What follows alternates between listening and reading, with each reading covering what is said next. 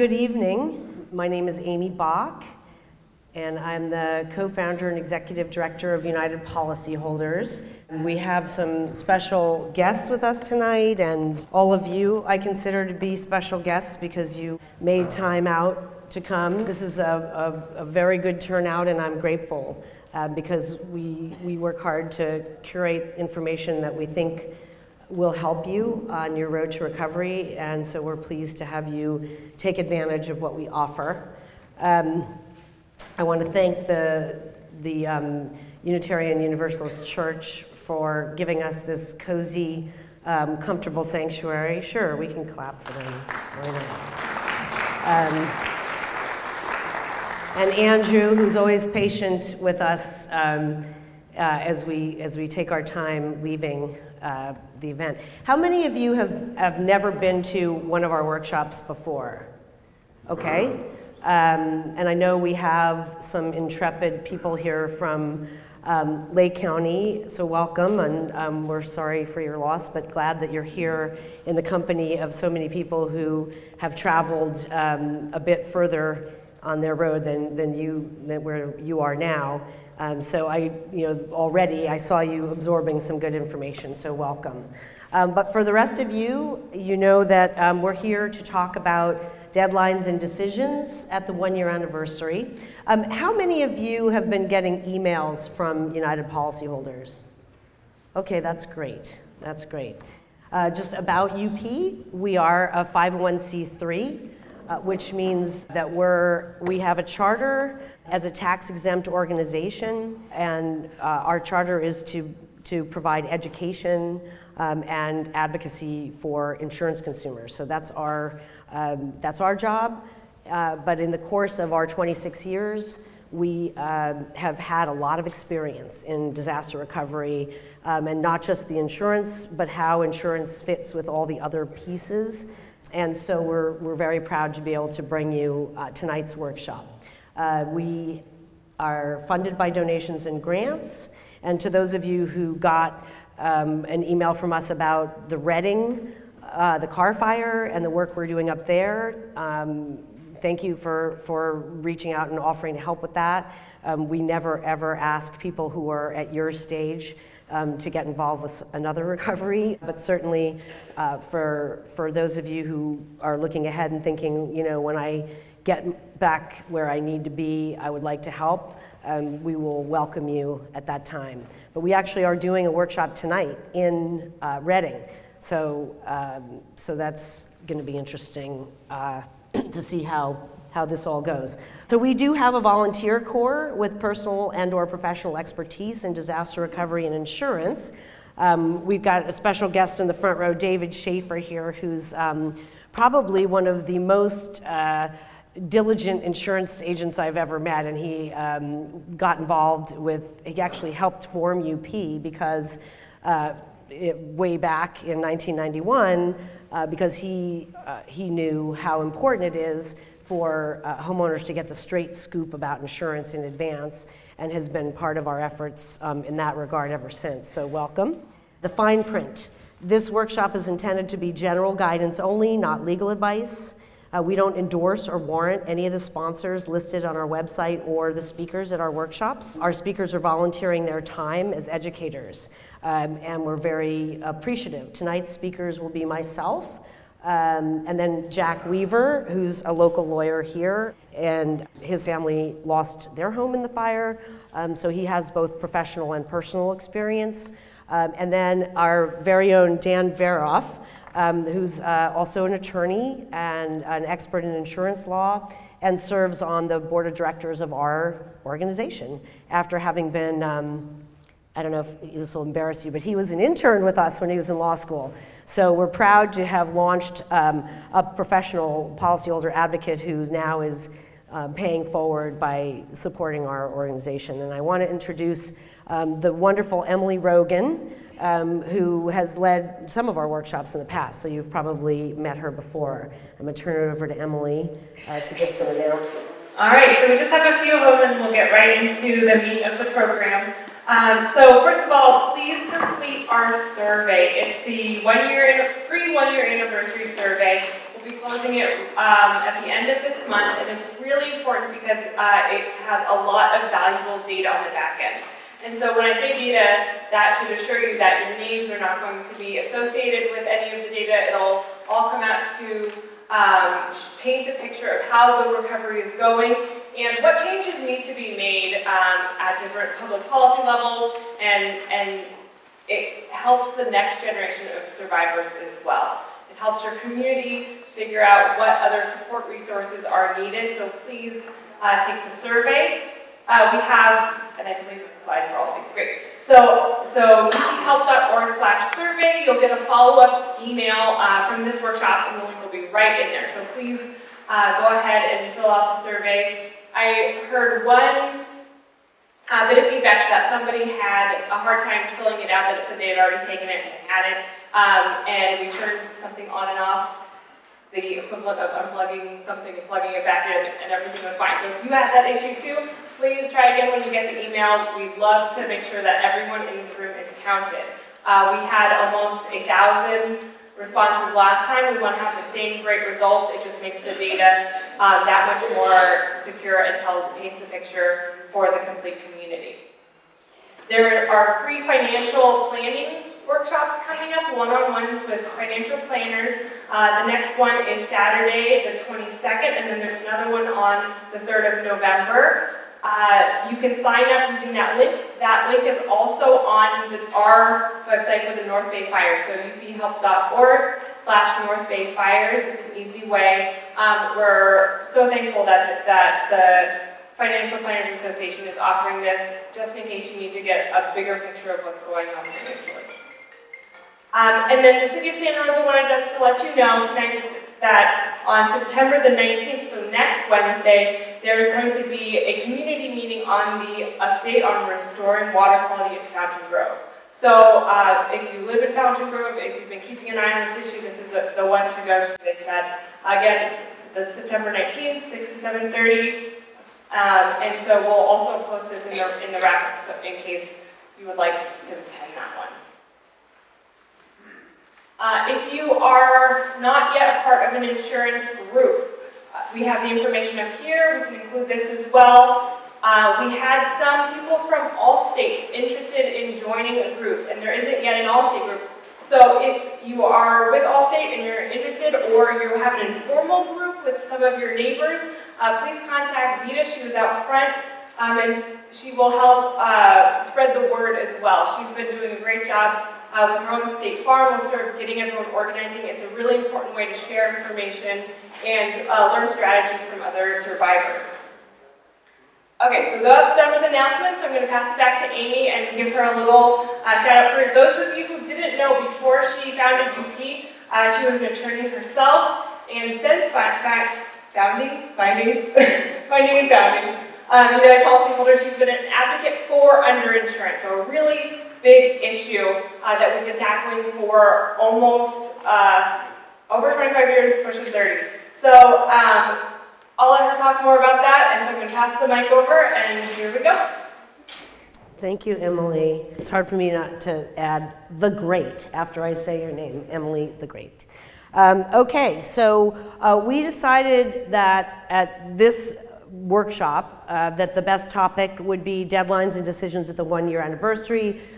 We picked it both because we've been doing this so long that we kind of have a feel for where people are usually struggling at different phases. Not that everyone is at the same stage, but the 1-year anniversary is always a big deal after a wildfire. What are the policy deadlines that we want you to be thinking about? They vary by company and policy form. Some are extended by operation of law, and an example of that would be the fact that you have 2 years in the state of California to collect your full replacement value if you have replacement value coverage, even if your policy says you only have a year. Another provision that is affected by California law that may not say it the right way in your policy is that you have 2 years to use your ALE benefits. And those deadlines, again, you may have a 1-year deadline in your policy, but it's not valid. It gets automatically trumped by the law. All the deadlines in your policy can be extended by your insurer voluntarily if they want to, but some of them will not be extended. And that's one reason that I brought two lawyers with me tonight to speak, because I'd say the one unifying theme of every single workshop we offer and every tip we publish, everything that we try to communicate to people in your situation relates to the word leverage. Leverage, leverage, leverage, right? Because I think all of you have figured out, unfortunately the hard way, that when it comes to insurance and your claim settlement, that there's a lot less, there's a lot more gray areas and a lot more negotiating and a lot more play in the situation than you would have ever thought. So not that it should be that way, and you know, we work when we have time to do advocacy. One of the things that we spend time advocating for is simplifying the claim process, simplifying the policies, getting rid of some of these math formulas that make it so hard to figure out how much benefits are actually available. But the way things are now in the real world, a lot of your experience depends on the personality of the adjuster that you're dealing with, and of course the contract that you have with your insurance company. Okay, so because there are one-year deadlines in most policies, pretty much all policies, it is a good time to take a few very important steps in advance of the October 8th anniversary. Here's a few deadlines that should not matter yet. Your ALE, you know you have 24 months. You may be worrying about whether it's going to last you, whether you're going to be able to move back into a replacement home, but you don't need to worry about any deadlines for ALE right now. You also should not have to be worrying about collecting replacement value. Again, we talked about that. You have 2 years. Filing a lawsuit alleging bad faith, meaning filing a lawsuit against an insurance company saying that they acted unreasonably, related to lowballing, delays, or unfair claim handling. So you shouldn't have to worry about that. Now, our lawyer guests are going to talk a little bit more about that, but why we say this is that in almost every one of your policies, you're going to have a one-year suit against us limitation. You're going to see that. And it says, of course, it's not that straightforward. It would be nice if it just said, you know, once the year passes, you can't sue us, but it doesn't say that. It says usually, you know, something like you have to comply with all the conditions of the policy before you can institute suit, and you can't do it, and you know, and once a year has passed, something like that. And the point is that in California, that one-year statute gets tolled, which is a fancy word for stopped. The clock stops while your claim is being processed. So even if you are not happy with the way your insurance company is behaving, if you feel like they're not paying you what you're entitled to, or they've been slow, or they've misinformed you about what you're entitled to, you don't necessarily have to sue them now. You can continue to work with them because of this tolling. But again, we're going to talk about that a little bit more. Those are deadlines that should not matter yet. Deadlines that may matter: submitting proof of your losses. What deadlines does your policy contain? So you do need to spend some time reading and rereading the policy to see what deadlines may apply. And if there is a one-year deadline for any aspect of your claim, proof of loss is the main one, you need to clarify whether your adjuster and insurer intends to enforce that. For a lot of you how many of you got a payout of contents benefits without having to itemize? Okay, so that's great. I know it doesn't seem, you know, for most people you're like, well, yeah, I would like to have 100%, and some people have gotten that. For those of you who got under 100% of your benefits and are debating whether or not you are going to have to, whether you want to leave that 25% on the table or whether you want to pursue it and collect it, the 1 year does matter. Because most policies have either a 180-day or a 365-day 1 year requirement for submitting proof of your losses, okay?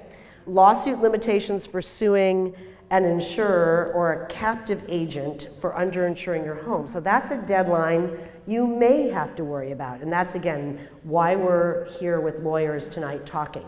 Let me make sure I've been clear. So the last slide said, you don't need to worry now about filing a lawsuit for bad faith. You've got more time if you decide you want to do that. The deadline that we are alerting you to, that we do want you to really think about and speak with experts about, is if you are underinsured. How many of you believe you're underinsured? Okay. So and again, our 6-month survey had 70% of your community reporting being underinsured, which is right in there with previous disasters and very, very frustrating. As Emily said, we have been working very hard to solve this marketplace problem for many decades. But if you are in that situation and you are underinsured and you are thinking about what your legal remedies are, now is a time to figure that out, because there are some statutes of limitations. Those are laws that say once this date passes, you can no longer bring this lawsuit, okay? Those are called statutes of limitations, and they are there to provide closure, finality, predictability in business transactions, and courts tend to enforce them pretty strictly. This is one of the statutes of limitations is one issue that lawyers are very cautious about, because it's probably the #1 reason that lawyers get sued is for blowing a statute of limitations on behalf of a client and not filing a lawsuit in time and then having the client lose their rights and go after the lawyer. So that's why we take those deadlines very seriously, and we want to make sure that you do too. But we're trying to I want to strike the right note here. We are not here to scare you into rushing to a lawyer. We know you've got plenty on your plates. The idea of getting involved in maybe a second lawsuit, if you're already involved in a suit against PG&E, may just seem like, why in hell would I do that? But again, remember the word leverage, all right? We just want to make sure that you don't lose any leverage or any rights if you are underinsured. And that's because a lawsuit against what's a captive agent? Does anyone here know the difference between a captive agent and an independent agent? Do you want to share? Captive agent only can sell for one company. Right. Captive agent only sells for one company. So there are a lot of insurance companies that have the big brand names that you know, State Farm, Farmers, Allstate. Their agents are captive, which means they can only sell a product for that one company, right? And why that matters in the law is that some of their conduct can bind the insurance company and vice versa. So meaning if you are underinsured and you feel that an agent or broker is to blame, that they misled you, it may matter to your ability to sue them that we're coming up on the 1 year. So we're going to talk a little bit more about that later. So just to be clear, bad faith lawsuits, you still have plenty of time to decide about that, but a lawsuit alleging that you are underinsured and it's somebody else's fault, okay, not your fault, that's something that may have to be brought within a year of the loss. So we just want to make sure that you are clear in your minds about those two things. So to do before the anniversary, recognize that disaster anniversaries tend to bring up emotions and renewed anxiety. That's just a reality. Reread your policy and declarations page and double check the math. Were the limits adjusted for extended coverage endorsements and inflation protection? Request a complete claim summary of all amounts paid to date and correct any errors. So if you don't know how much you've been paid, this is a great time to get that cleared up with the insurance company. We have a sample letter requesting claim payment history that you can borrow and customize off of our website. Another to-do before the anniversary, keep documenting your cooperation and diligence in a claim diary and in short written communications to your insurer. Where needed, seek deadline extensions by customizing and sending one of our sample letters. Most insurers will grant deadline extensions for good cause. If your insurer says no, contact the California Department of Insurance. They have had a pretty good track record of helping pressure an insurer to give you an extension. If you are substantially underinsured, we suggest before the anniversary on October 8th that you review our guidance for underinsured disaster survivors and consult with an experienced policyholder attorney. We offer a lot of information on our website for the do-it-yourselfers out there, and some of you have been able to get your insurers to pay above limits on your own, but most people cannot do that and need help, professional help.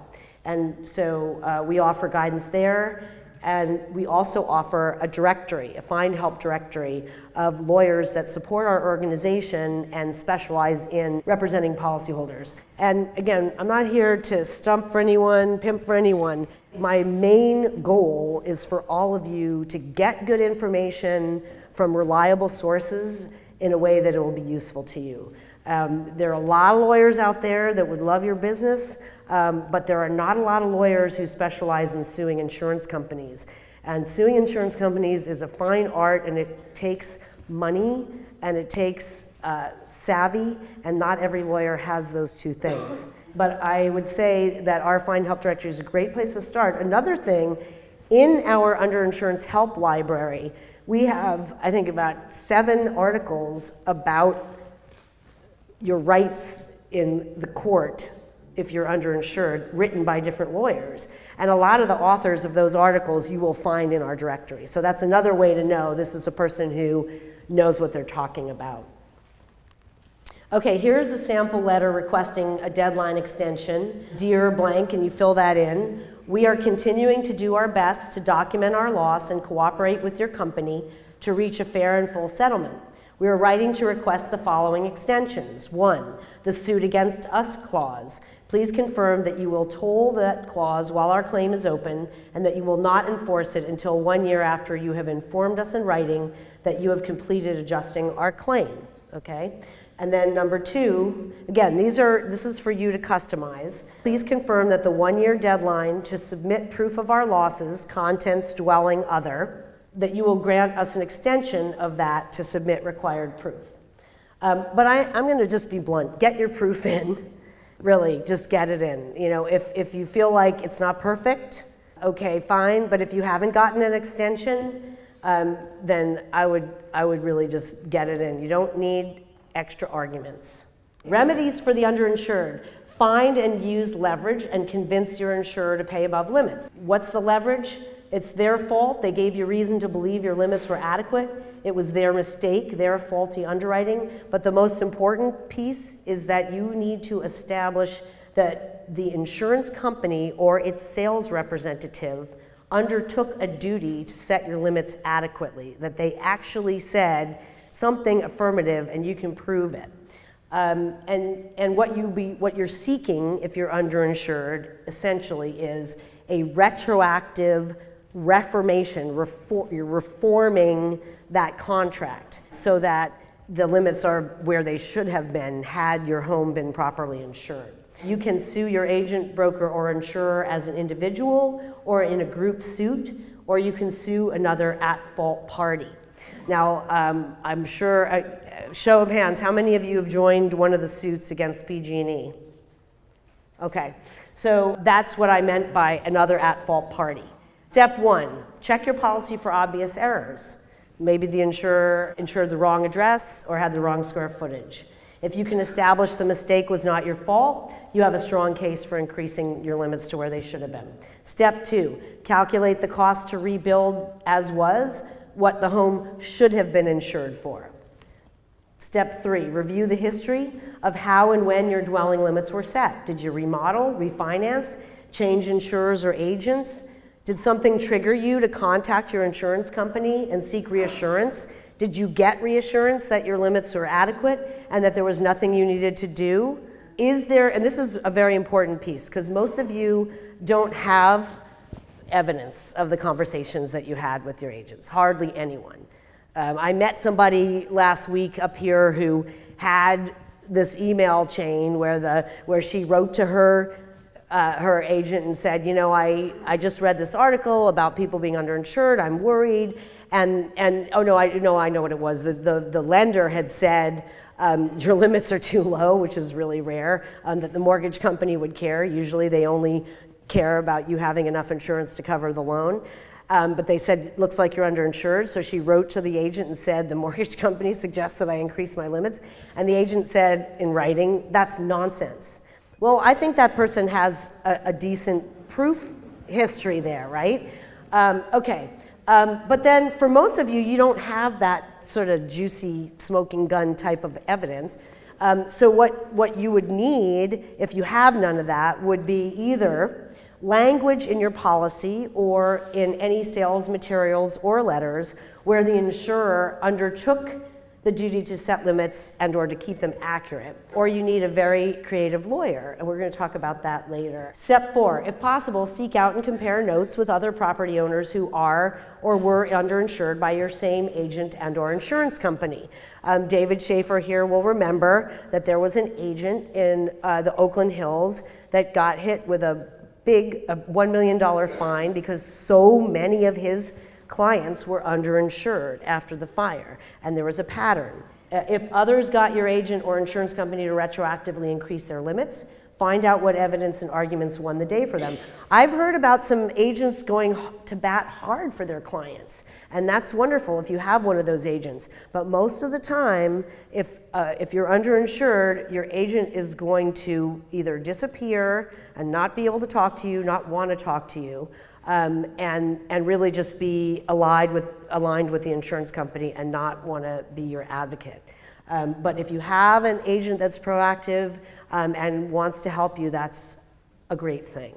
Step 5, make a clear written demand that your company or agent honor the promises that were made, go up the chain of command, and take all steps necessary to enforce your request. Let your insurer know that you're underinsured through no fault of your own. If you didn't reject or refuse any recommended increases, that's helpful. Tell them the exact amounts by which you're underinsured. Provide them with the documentation of how much your house should have been insured for. And then, if your insurer responds by sending you a written questionnaire, which a lot of insurers have done, we say, see step 6. Here we are at step 6.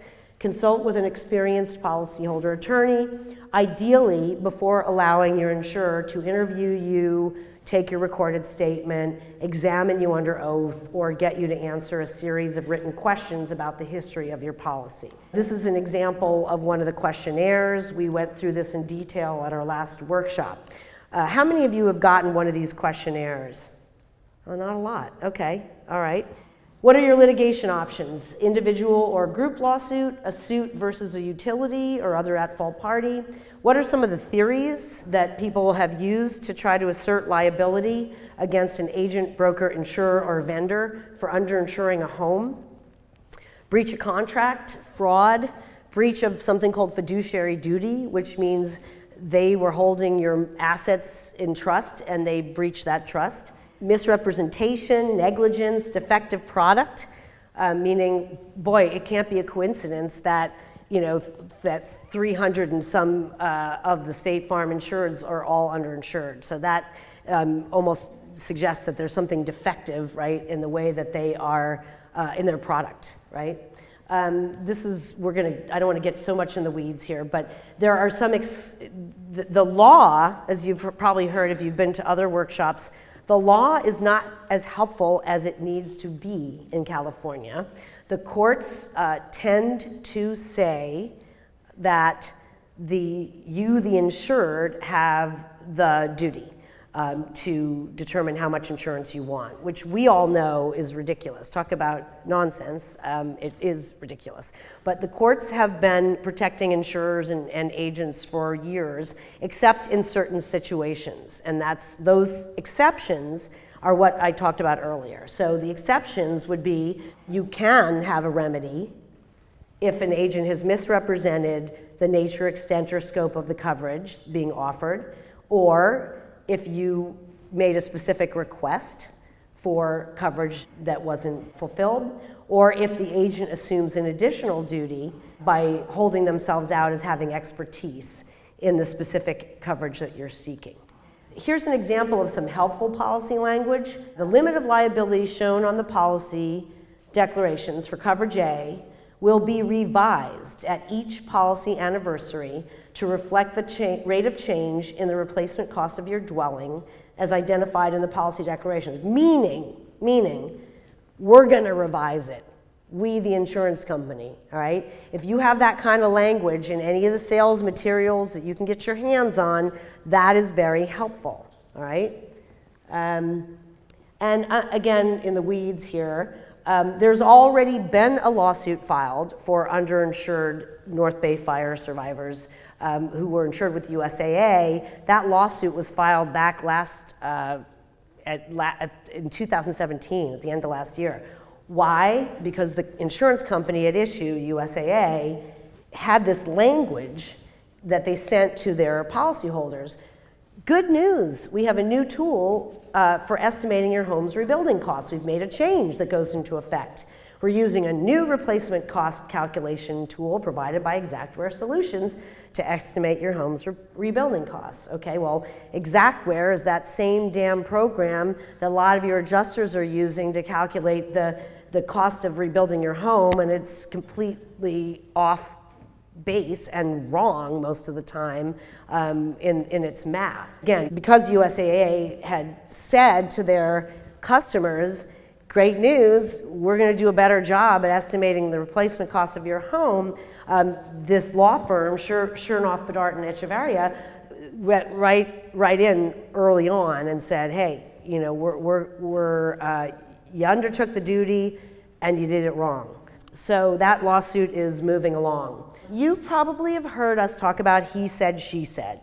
And when we talk about that, what we mean is, I've never met, I don't think, a wildfire survivor who didn't think going in that they had enough insurance. So the reality is almost every person thinks, well, I've got insurance, I'm fine. Right? Because who's going to gamble with their biggest asset? Who's going to knowingly underinsure their home? No one I've ever met. But because the law is the way it is, that doesn't always win the day and get you a reformation and a retroactive increase in your policy limits, right? Just the fact that, that you remember a conversation where you said, I asked for full coverage and the agent said I had it and I didn't need to worry. Unfortunately, if you have not a shred of written evidence that that conversation ever took place, you're in a he said, she said situation, and courts have not looked favorably on that kind of evidence for policyholders who are in your situation. And most of those lawsuits have gotten thrown out when it's just he said, she said with no history. But like I said, if you have any kind of a paper trail that cements your memory, that proves that you really did have that conversation and you really did reasonably rely on your insurer and or agent to adequately insure you, if you have that proof, you have a very good shot at getting your limits increased. But if your fact scenario is just he said, she said, you're going to have a really hard time finding a good lawyer to take your case. And again, I'm not here to waste anyone's time. I'm here to make your time here valuable. So I want to give our guest speakers I'm going to throw some questions at these guys. Jack, could you talk a little bit about how you see the PG&E suit in terms of people's insurance claims? Sure. I'm going to pace because it helps me think. I'll just pretend you're a big jury box, and that'll be easier for me. We're involved in the PG&E lawsuits, and how I see PG&E in relation to insurance claims. As was kind of laid out for you earlier, you have an insured amount. All of you have a policy that provides you with insurance, and setting aside whether or not you were underinsured or not. If you were underinsured, and I saw the hands earlier, it seems a lot of you think you were, it's going to be a battle, as was just laid out, to get your insurance company to raise your limits. Separate and apart from whether the insurance company raises your limits, you have another alternate route to get recovery, and that's through going to another person who's liable, i.e. PG&E. Many of you are probably familiar that reports are coming out from CAL FIRE and otherwise. I know most of you were probably affected by the Tubbs fire. How many here were Tubbs fire? So CAL FIRE hasn't released the Tubbs fire report yet. And I'm not going to speculate on what it's going to say, but I would say that I believe that PG&E is going to end up having liability for that fire. That's just my own personal belief.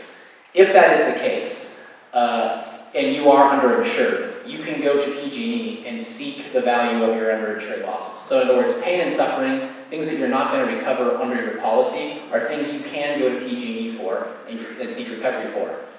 If your home was worth $1 million, you only had insurance for $800,000, you can prove you lost that $1 million asset and only had insurance for $800,000, you can go that $200,000 with PG&E, as well as pain and suffering, as well as trees, plants, and shrubs. A lot of you probably like suffer.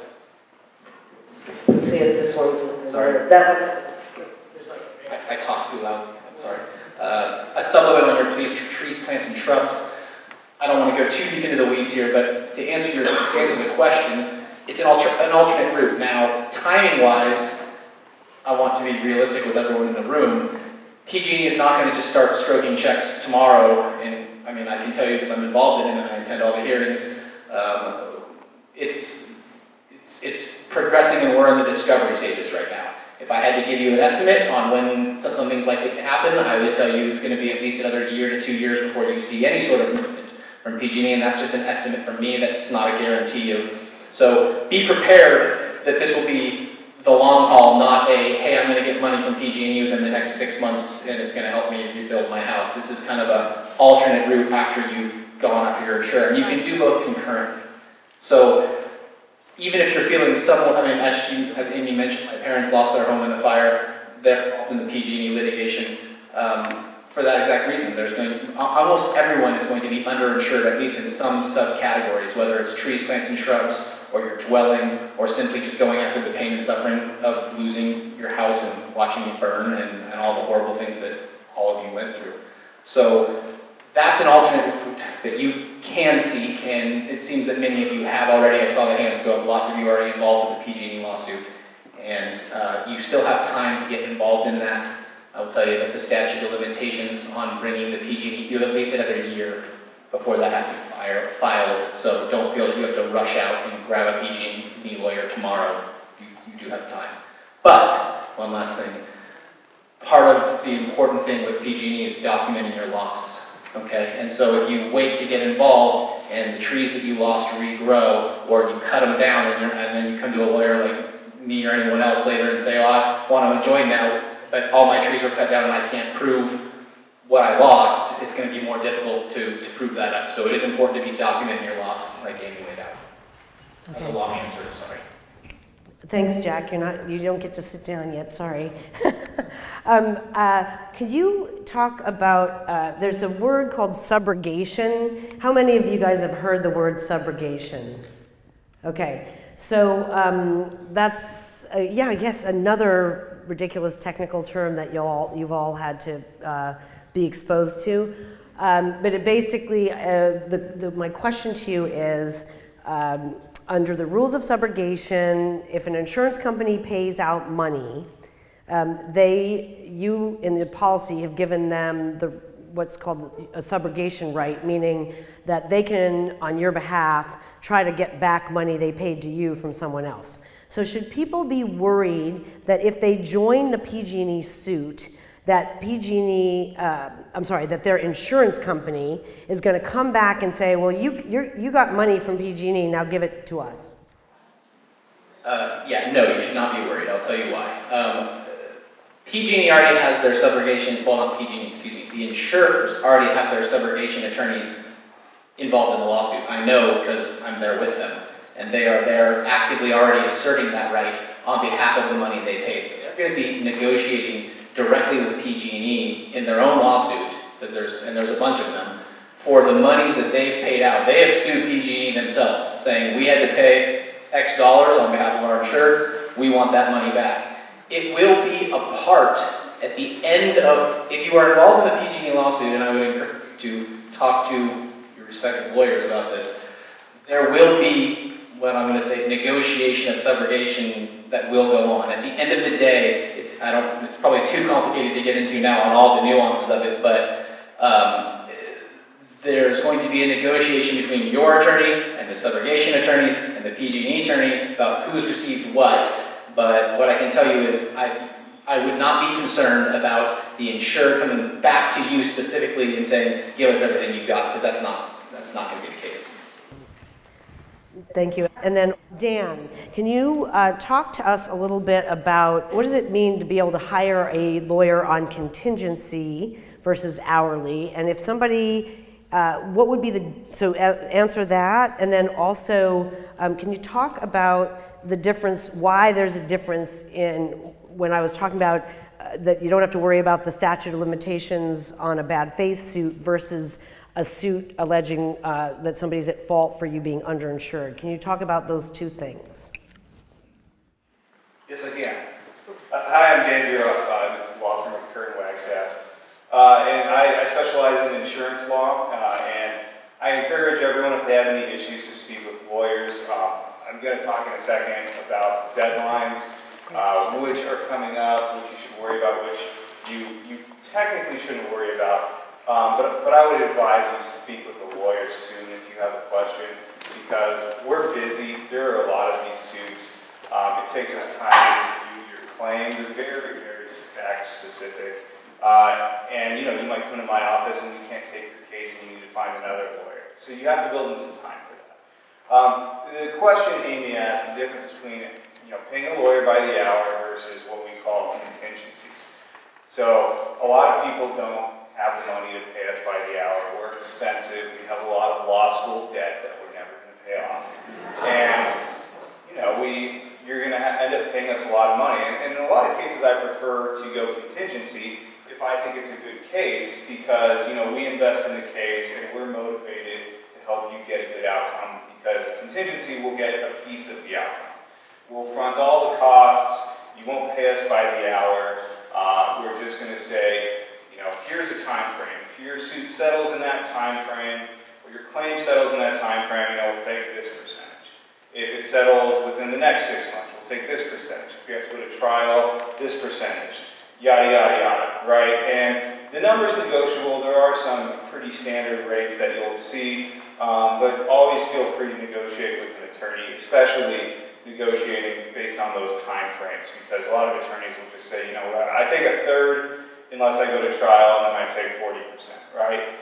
Well, a lot of times I'll say, if I can settle your case or your claim within 3 months, I'll take 10% or 15%, depending on the complexity of the case, because it is not fair for you to pay that much for that little work. So that's contingency. It's fairly common. When you're going to look at a firm and consider letting that lawyer take your case on contingency, make sure you evaluate the lawyer in the firm. Just eyeball the office, eyeball the lawyer. You want to make sure that that lawyer's firm has enough money to keep litigating your case all the way through, because it's expensive. A bad faith case is easily going to cost over $300,000 in lawyer fees, and that's just getting to trial. A little bit less expensive to do a suit against an agent, but you don't want a lawyer who is going to settle your case or talk you into settling your case for less, because that lawyer just needs money to keep the lights on in his office. So be careful. It's a gift to find someone who'll do it on contingency, but make sure they're going to be able to actually finance your suit and take it all the way to trial, take it all the way to appeal, be able to do that for you, so you don't get talked into taking too well the settlement. The other side is hourly. It's pretty self-explanatory. If you are going to hire a lawyer by the hour, ask for a budget, ask for an estimate, negotiate the hourly rate down. One thing I end up doing a lot with business clients is we will do a hybrid. So if my hourly rate is normally $400 an hour, someone might pay me $300 an hour, and then I'll take a 10% cut of the outcome. So there's always interesting ways to work it. We're lawyers and negotiate for a living, so feel free to negotiate with us. On the question about deadlines, so there's a difference between a bad faith suit and a suit for negligence or one of those other theories against an agent or PG&E or someone else. Bad faith is a really unique type of lawsuit that doesn't apply to anything else but insurance, because it's the only contract dispute in America where you can sue for what we call tort damages, right? Normally a contract, you sue for a breach of contract, you get what the contract is entitling you to, but if you have what we call a tort, which bad faith is a tort, then you get things like consequential damages. You get things like emotional distress. In bad faith suits, you can sometimes get attorney's fees. So those are treated differently under the law, and bad faith is kind of a hybrid of the two. So bad faith is a 2-year statute of limitations, and it's going to start to run from the date your claim is denied. So you're going to want to wait until you get an unequivocal denial. That's what we call it, right? If you get a letter from an insurance company that says, you know, we don't think this is covered, but we're willing to continue to investigate it, or if you just get a straight denial, and then you call them and you raise some new facts, and then they reopen your claim, right? Well, then the statute of limitations might have stopped. Or they might have a fancy lawyer write that reopened claim letter, and it has enough language in there to make you think that they're reopening it and extending that statute, but they aren't. So that is something you don't necessarily have to worry about right now, again, because if you're still here, you probably don't have a claim denial yet. You may have a partial claim denial, and that's something to be concerned about, but you don't have a claim denial, or you don't have a conclusive number where the insurance company says, this is all we're going to pay. And if you want any more, tough luck, you know, write the Department of Insurance or whatever, right? You're probably not there yet. So from that point, you have 2 years. But if you're looking at a negligence suit, whether it's against PG&E or against an agent or a broker, it's going to be a different timeline. It's also 2 years to bring those kinds of lawsuits, but the question is, when does the deadline start, right? And in a tort case, which is a negligence case, another word for negligence, you're going to be looking at the date you discovered, or the date a reasonable person would have discovered that they did something wrong, that caused you damage, right? So if you immediately look at your policy 2 months after the loss and you say, I'm $500,000 underinsured, excuse me. Well, then you've discovered that you're underinsured. You have 2 years from that date to file your lawsuit. And if you have a big enough underinsurance, then that might have happened back in October of last year.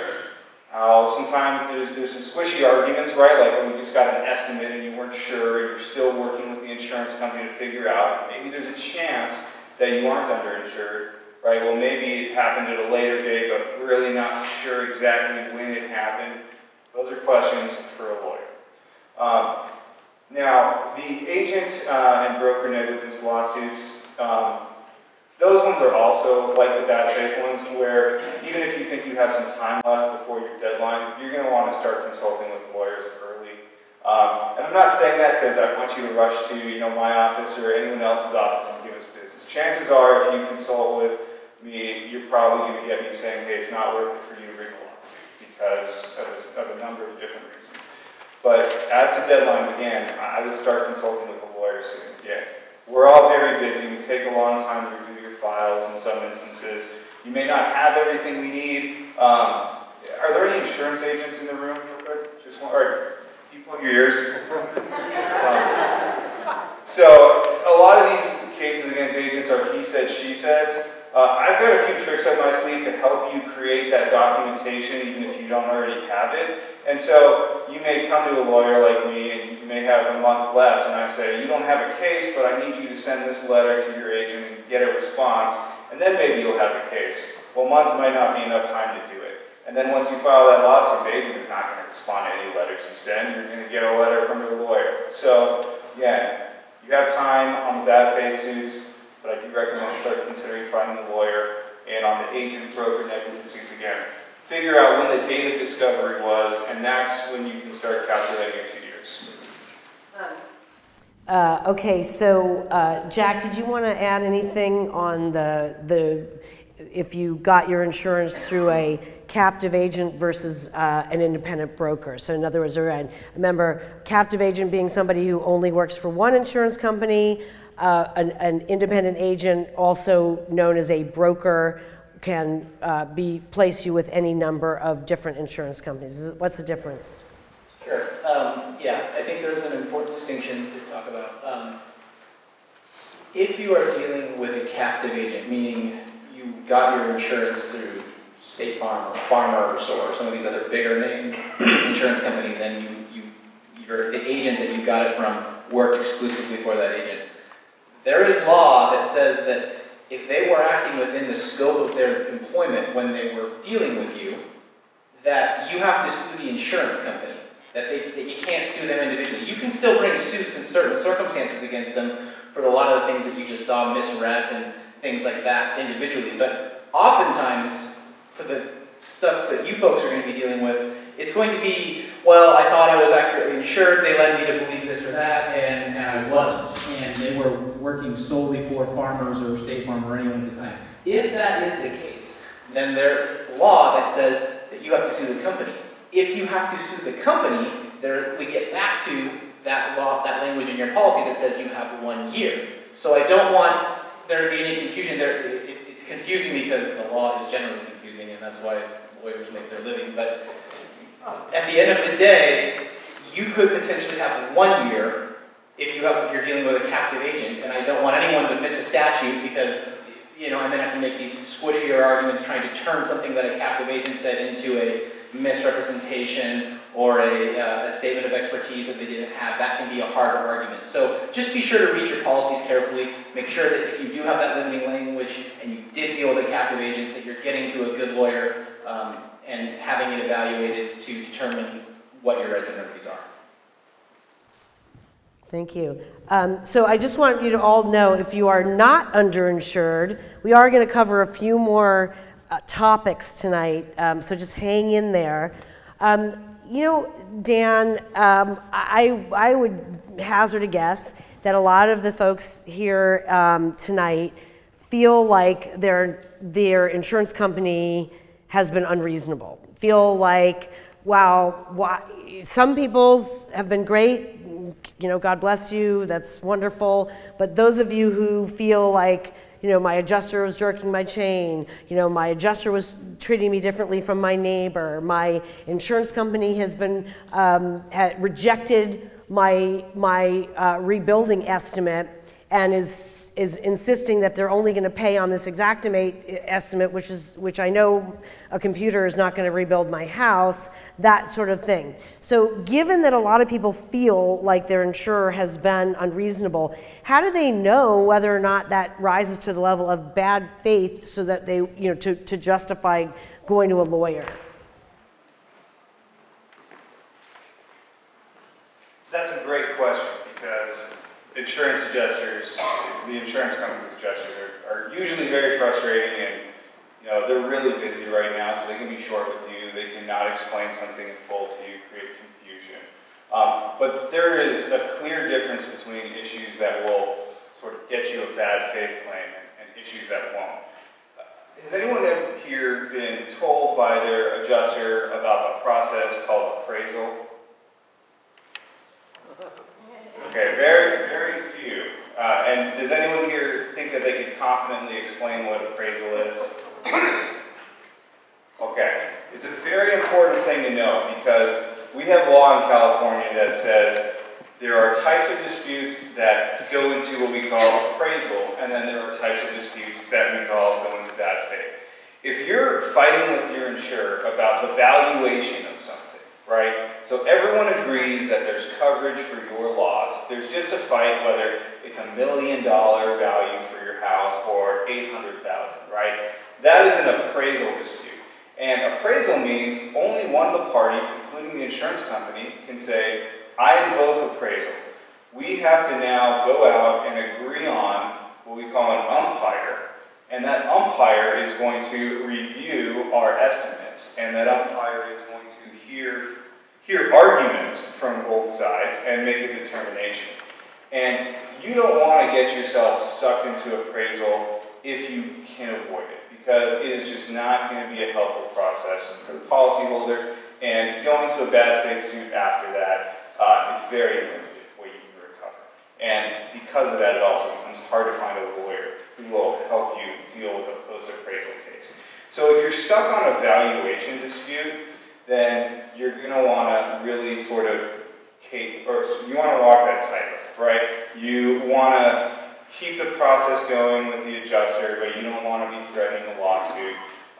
If you're dealing now with, there's something that the insurance company is not looking at, right? They have a duty to investigate, to fully investigate all the facts available to them, and to try to find evidence that supports coverage or supports your position. They have that duty. It's a duty to be your partner and help you. I know it doesn't seem like that in a lot of cases, but at least the law says that's their duty.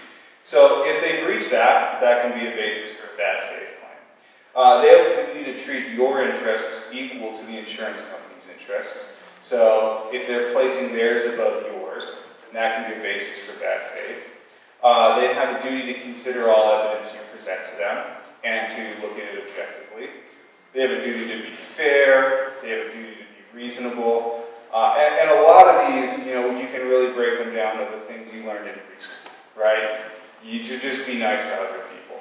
And it sounds simple, but it's true. And the reason the law emphasizes that is because you're dealing with a for-profit company who makes money by paying you less. So the law imposes these things on them, and then if they don't act consistently with those duties, you can get up there in a courtroom and say, these are the duties and this is what they did, it's inconsistent, that's a finding of bad faith.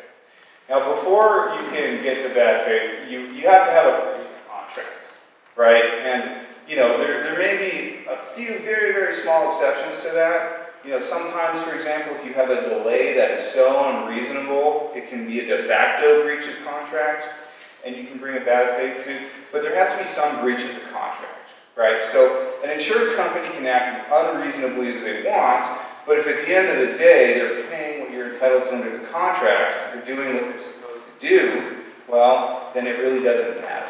So you can't just say this insurance company, took 6 extra months and made me go get my own appraisal and made me go get an extra contractor if they ultimately pay your claim, right? And another thing about bad faith, just really to keep in mind, is, as lawyers, we've seen the arguments that insurance companies present in court all the time to show why they are being reasonable.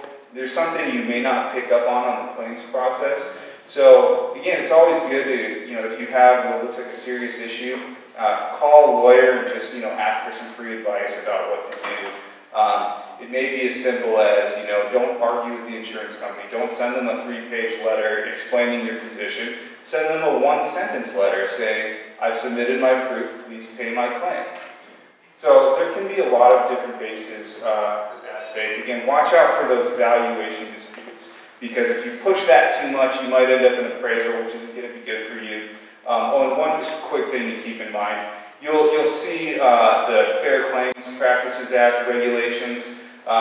If an insurance company violates those regulations, that doesn't mean you can sue them for bad faith.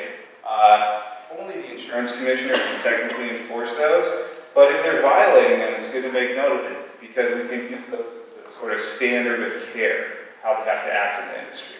So, again, you can't take one of those and say insurance company committed bad faith because you violated this. Take it to a lawyer and get that evaluated. I know I'm saying take it to a lawyer a lot, but really everything is so case by case and factual, and a lot of good lawyers will do a free evaluation for you because it's good for us just like it's good for you. Thank you, Dan. And you will, again, you'll have a chance to ask some specific questions for these folks. So we're going to go through a few selected ongoing issues, separate and apart from underinsurance remedies and deadlines at the 1 year. These are some of the issues that people have been bringing to United policyholders and through various channels. Your rights related to the availability of extended replacement cost and code upgrade benefits toward replacing by buying, not rebuilding. How many of you are thinking about replacing your home by buying a replacement home instead of rebuilding? Okay, that's a goodly number. For those of you who are in that category, you may be encountering an argument from your adjuster that, sure, okay, you can get your coverage A benefits, your dwelling benefits, but you can't get your extended replacement. Has anyone had an adjuster say that? Okay. California law gives you that right? This is a statute we have that almost no other state has. Colorado has it, we have it, that's it, okay? Out-of-state adjusters don't always know California law. This is the way the law reads in Insurance Code 2051.5C, okay? Again, would that it had been written in plain language, but it came out of the sausage factory of Sacramento. So it says, in the event of a total loss of the insured structure, no policy issued or delivered in the state may contain a provision that limits or denies payment of the replacement cost in the event the insured decides to rebuild or replace the property at a location other than the insured premises. And then it goes on to say that, but the amount that you have available to you to buy a replacement home is just the amount that it would have cost you had you rebuilt at the original location, okay? So that's why we spent a lot of time in previous workshops talking about how you get that scope of loss, that as was, that as built, that can be very hard to get because again, it's a fictional project for most people anyway. Almost no one ever puts back the exact same house. But that is the measure, is what would it have cost, right? Okay, so because this issue came up before, after the San Diego wildfires in 2007, this dispute over do you get to export your coverage A adjusted with the extended replacement endorsement if you have that, and what about your code upgrade coverage? Again, does that get into the pot that gets made available to you to buy the replacement home? And my strong opinion is that you do have access to those benefits. Both because there is no language in the policy that I've ever seen that expressly says and you don't get to use those benefits to replace. But more importantly, we have a letter from the Department of Insurance's General Counsel that replacement costs should include all available coverage extensions applicable to the dwelling. And that should include ordinance or law compliance costs if your policy includes that coverage and if that fictitious as-was scope that you have for what it would cost to put back the old house includes code upgrades that the county would require you to do to put back that house. So again, it's still fictional. It's as if I would, but again, if you can establish that you would have to comply with codes and make upgrades if you were replacing your old house, then you should get that amount available toward your purchase, all right? Here's the letter from the Department of Insurance, and you can find this on our website. Question: if a homeowner has extended or guaranteed replacement cost policy and rebuilds in a new location, is the homeowner entitled to the extended or guaranteed portion of the coverage? Answer: yes. If the homeowner purchases a home at a new location for less than the cost to rebuild, can you collect the difference? No. Okay, well, we kind of knew that. You can't cash out and get the difference. So here's the site to the letter and where you'll find it on our website. So we feel, now this has not been litigated, and either of these guys may jump in and disagree, but I feel pretty strongly that you have a good argument. As long as you've got your documentation of what it would cost to, if you were to rebuild, and that cost includes code upgrades, and you have that coverage, you do get that, and you also get the extended replacement benefits. Other issue that has been coming up for people, the land value, and again, we talked about this. Some insurers have been telling people who want to replace by buying that they're going to deduct an amount for the land value. And again, my opinion is that is not an authorized deduction. I have not seen it in a policy. It's not in the law. The land value insurers will always tell you we don't insure land. So in my opinion, if you push hard enough on that, you should prevail. But again, lots of adjusters have been saying, oh, no, that's unjust enrichment. You're going to end up with 2 lots. But the argument that I'm suggesting people make is if it would cost $500,000 to rebuild your house on the original location, forget about the land, that has nothing to do with it, but that's a contractor would charge you $500,000 to put that house back, including code upgrades and extended replacement, whatever, and you buy a house for $500,000, then arguably you're getting a lesser house because it includes the land, whereas the $500,000 at the old place was in addition to the land. So if you get that logic, does that make sense? So I think that argument should win the day, but again, it hasn't been litigated, so we shall see. Another question, whether insurers will extend your ALE past year 2, we don't know. We know that the legislature did pass a bill. It's not retroactively applicable for you guys. I think you know that. We fought hard to try to get it retroactive. Your elected officials really did fight to try to get the new laws to help you, but they couldn't. But a law did come out of the legislature this year that does extend ALE to 36 months after a declared disaster. It's a little leverage for you. And so I feel like, again, don't worry about it yet. Try to be as thrifty as you can with your ALE benefits, and hope that you either won't need an extension or that if you need it, you'll get it. And again, another ongoing issue is whether any of those bills are going to help you guys, and we don't know. All we know is it gives you some leverage. Okay, so we covered all these issues about the uncertainties.